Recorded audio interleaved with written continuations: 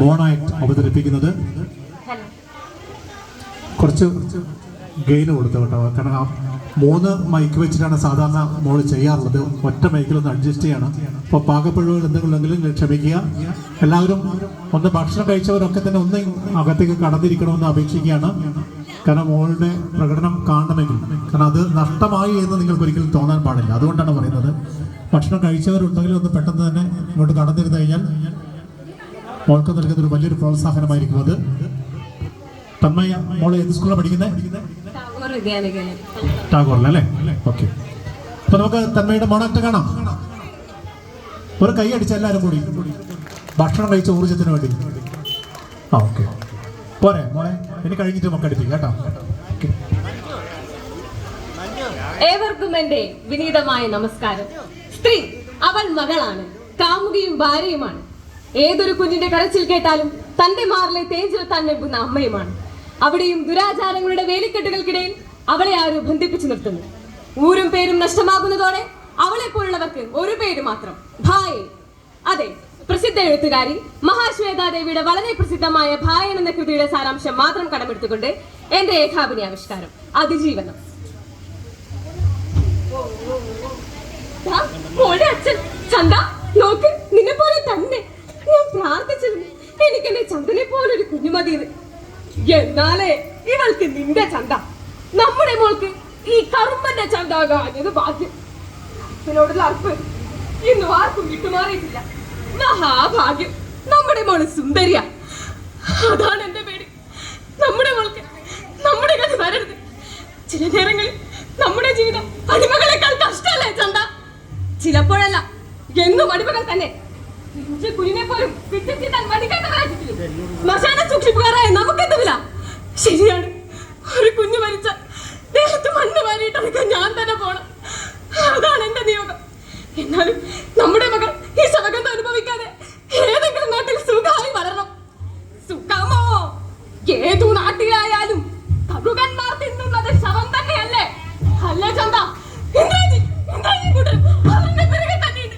അവരുടെ കൊല്ലും. മോനെ ഹരിത, നീ ഇന്നും അവന്റെ തല്ല് മേടിച്ചല്ലേ? അവരുടെ കൊല്ലും. ഞാൻ ഓടിയത് ഞാനിവിടെ നിൽക്കില്ല.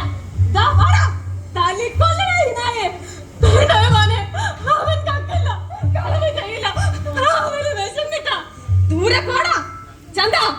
ചുമക്കടായി ശവത്തിനെ, ഹരിറാമിനെ, എന്നിട്ട് ചുടലേക്ക് ചുട്ടരിക്കേ. കൺവെട്ടത്തെ കണ്ടുപോകരുത് ഒരുത്തനെ.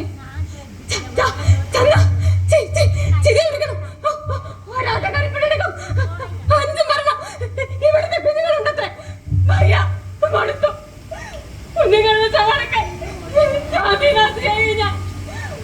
ഓരോ കുഞ്ഞിനെടുത്ത് കൊണ്ടുപോലെ കിടക്കുമ്പോൾ ചിലപ്പോഴൊക്കെ തുടിച്ചു പോകാറുണ്ട്. അവളെ അരുത്, നല്ല മനക്കരുത്ത് വേണം.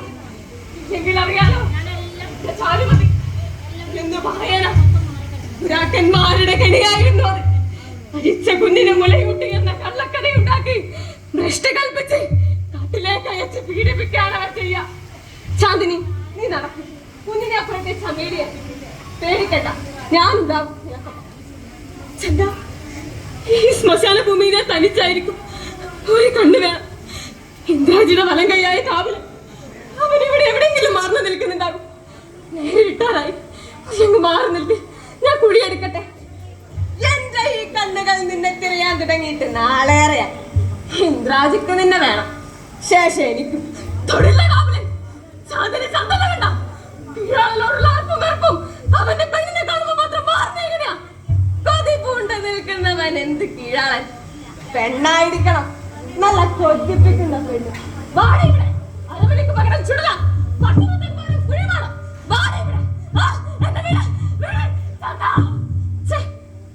തെണ്ടികൾ ഇങ്ങോട്ട് വരുന്നുണ്ട്. എവിടെയെങ്കിലും ശവങ്ങൾ മതി കാണും. തൽക്കാലം നീയൊക്കെ രക്ഷപ്പെട്ടു.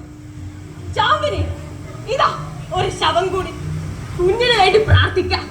ഇതാ ദക്ഷിണ. അയ്യോ, ഇത് ചമേരയുടെ കുഞ്ഞല്ലേ? മോളെ, മോളെ, വെച്ച് കിടക്കുന്ന ദക്ഷിണായി തന്നെ കുടിക്കുന്ന ഞാനൊരു അമ്മയാണ്. മോളെ, ഈ ഭാവിയോട് ഈ ഭാവിയോട് നീ ക്ഷമിക്ക്. ഭാവി കുഞ്ഞിന്റെ കരുത്തല്ലേ കേൾക്കുന്നെ? ഒരു കുഞ്ഞിന്റെ കരുത്തല്ലേ കേൾക്കുന്നെ? മോളെ, മോളെ, എന്റെ പൊന്നു മോളെ.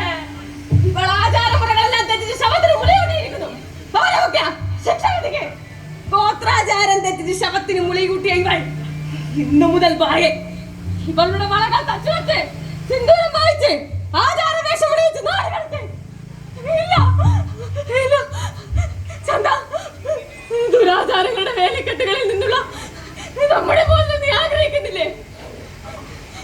ഭാര്യേ, അതൊരു കെണിയാണ്. രാക്കന്മാർ ആഗ്രഹിച്ചത് നടക്കാതെ വരുമ്പോ കാട്ടിലോ മേട്ടിലോ വെച്ച് അനുവദിക്കാനുള്ള കെണി. ദുരാചാരങ്ങൾ ഇല്ലാതാകണം. അതിന് കാവലന്മാരെ പടച്ചെടുത്ത ഇന്ദ്രാജിമാർ ഇല്ലാതാകണം. എന്നെ കാമുകയും ഭാര്യയും മാത്രമല്ല, ചില നേരങ്ങളിൽ ചുടലഭദ്രയാകുവാൻ ഞാനുമാനും പെണ്ണിനെ കഴിയണം. ഇത് നിഷേധിക്കപ്പെടുമോ? ദുരാചാരങ്ങളുടെ വേലിക്കെട്ടുകൾ ബന്ധിക്കുമ്പോൾ ഓരോ പെണ്ണും ചുടലഭദ്രയാകുവാൻ ഞാനണം. നന്ദി, നമസ്കാരം. തന്മയ മോൾ പോലെ ഒക്കെ ചെറിയൊരു സമ്മാനം ശോഭിച്ചു കൊടുത്തു. വാ, ശോഭിച്ചിങ് വളരെ ആകാംക്ഷയോടു കൂടി ഇങ്ങനെ മുഖത്ത് തന്മയേക്കാളും വിവിധ വികാരങ്ങളിങ്ങനെ മാറി മറയുന്നതാണ് ഞാൻ കാണുന്നത്. തന്മയ്ക്ക് നല്ലൊരു കൈയ്യടി പ്ലീസ്. തന്മയ തുടക്കത്തിൽ പറഞ്ഞിരുന്നു ആരുടെ കൃതിയിൽ നിന്നാണ് ഈ മോണാക്ട് ഉണ്ടായത്. അത് ആ വലിയ എഴുത്തുകാരുടെ പേരൊന്ന് പറയാമോ? മഹാശ്വേത ദേവി. യെസ്, പശ്ചിമ ബംഗാളിലാണ് മഹാശ്വേത ദേവി ജീവിച്ചത്. നമുക്കറിയാം, ബംഗാൾ വിഭജനത്തിന് സമയത്ത് അതുവരെ ധാക്കയിൽ ജീവിച്ചിരുന്ന മഹാശ്വേത ദേവി പിന്നീട് പശ്ചിമ ബംഗാളിലേക്ക് കുടിയേറുകയാണ് ചെയ്തത്. അങ്ങനെയാണ് ഇന്ത്യക്കാരായി അവർ ജീവിച്ചത്. പത്മവിഭൂഷൺ ഉൾപ്പെടെ അവർക്ക് ജ്ഞാനപീഠം പുരസ്കാരം ഉൾപ്പെടെ ലഭിച്ചിട്ടുള്ള മഹാ എഴുത്തുകാരിയാണ് തന്മയമോൾ. സൂപ്പറായിരുന്നു കേട്ടോ, നന്നായിരുന്നു, മനോഹരമായിരുന്നു. വളരെ മനോഹരമായി തന്നെ തന്മയ അത് അവതരിപ്പിച്ചു. തന്മയുടെ പേര് പോലെ തന്നെ തന്മയത്വം അത് തന്നെയാണ് തന്മയുടെ അവതരണത്തിൽ നമുക്ക് ഫീൽ ചെയ്തത്.